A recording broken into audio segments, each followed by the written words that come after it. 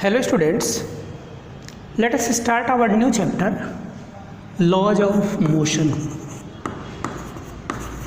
Laws of Motion. As we know that when any object changes its position with respect to time, also with respect to its surrounding, then the object is said to be in motion. And when we study about the motion without including the causes of motion, that branch of physics is known as kinematics. And we have earlier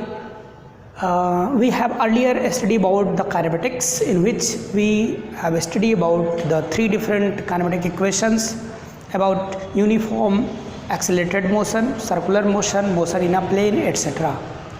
But when we study the motion with including the cause of motion, then such type of branch of physics is known as dynamics. So if we want to know more about laws of motion, then under this concept we have to study about the force, nature of the force by which an object possesses motion. So suppose that if we want to study about dynamics, so in this branch of physics we dealt with different nature of the causes, that is force, which produces the motion. So let us start our discussion.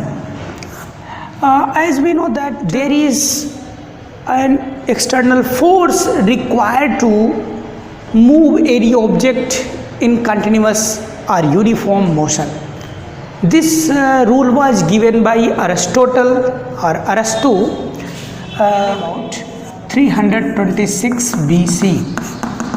So Arastu provides a rule by which we can demonstrate that when there is not any external force applied any object, then object must retard its motion and finally gets rest position.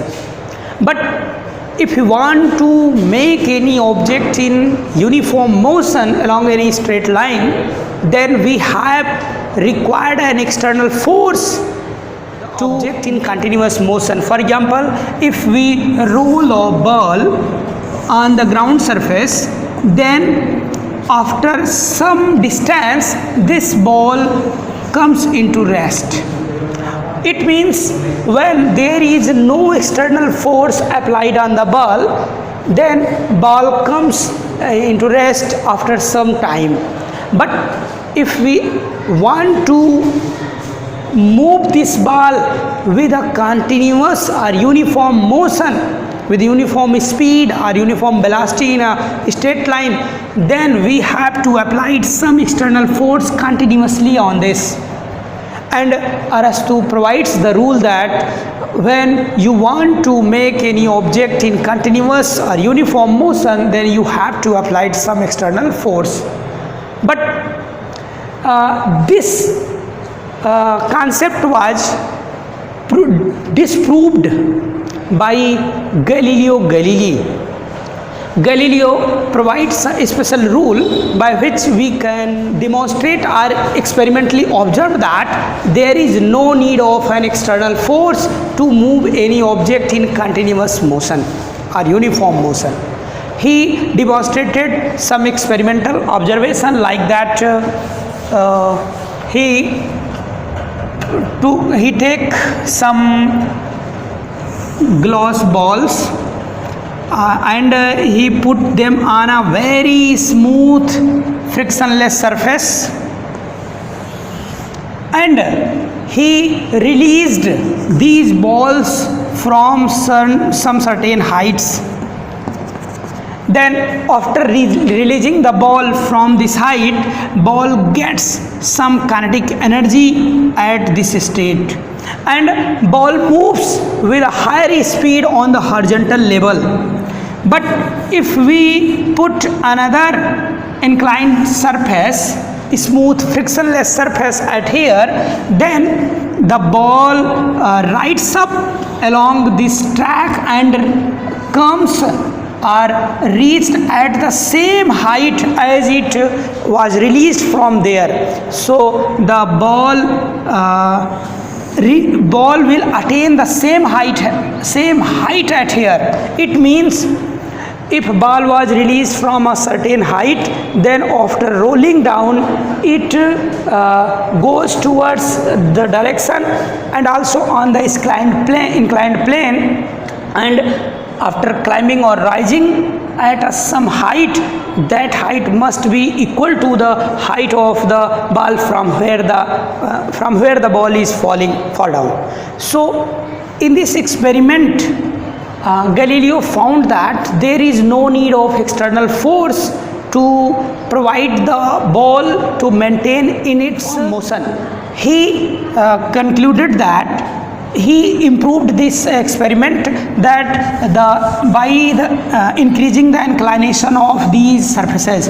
So in first time he takes equal inclination at here is theta and here theta, then he found the same height attained by the ball after releasing, and he decreases this inclination, then he found that the distance traveled by the ball is larger but the height attained by the ball is same. He also decreases further the inclination of the surface, then he again find that the height attained by the ball on this inclined surface is same, and in this surface the ball travels a larger distance.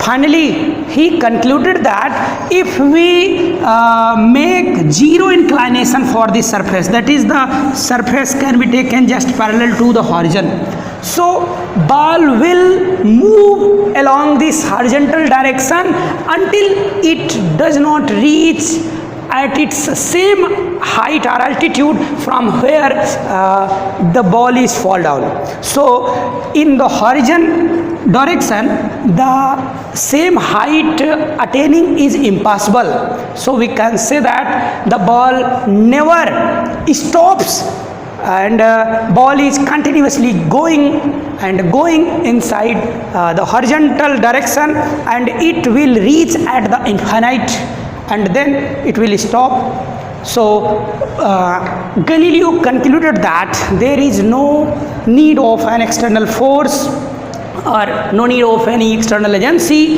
to keep any object in uniform motion.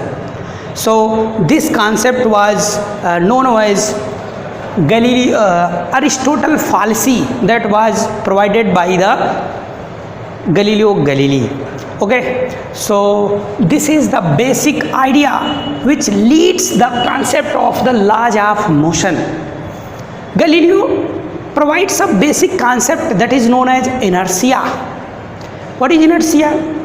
Inertia is the internal property of every object by which it can resist in the change of their state of motion. So what is inertia? Inertia is the internal property of any object that will resist in the change of the state of the motion of that object. It means when any object is at rest initially, then it will remain at rest, and when any object is in motion or uniform motion along any straight line, then it will continue in motion or uniform motion along that straight line while an external force is not applied on that object. So the property by which the object acquires such property or such phenomena like as rest position, maintaining the rest, uniform motion, maintaining the uniform motion, such internal property by which object does not change its their state of motion, which also resist in the change of their state of motion, that is known as inertia. So there are three types of inertia: inertia of rest,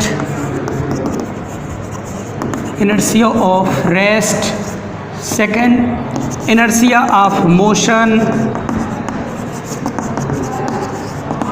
and third inertia of direction. So when any object is at rest, will remain at rest, but when we want to move that object, suppose that you are sitting in a bus and bus is at a stationary condition. When driver moves the bus in forward direction suddenly, then you find that you are pulled in backward direction. You are pulling in backward direction by a virtual property existing in yourself, that is known as inertia of rest. Similarly, if a bus is moving in a uniform direction with a uniform speed and suddenly bus stops by taking the brake, then you must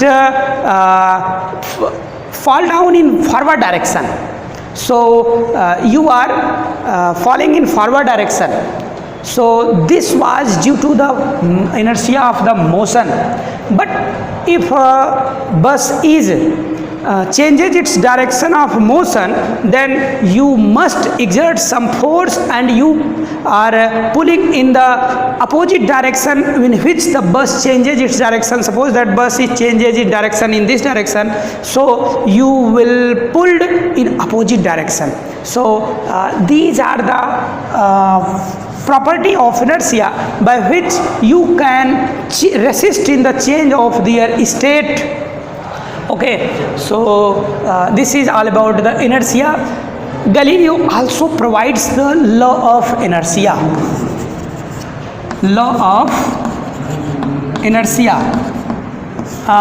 Which when followed by Isaac Newton, then he makes this law and state this as the first law of motion.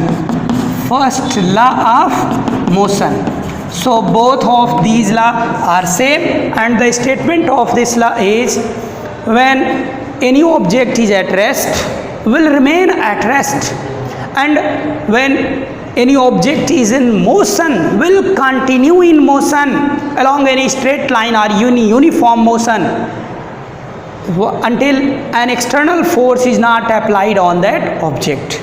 So this is the statement of the first law of motion, also the law of inertia.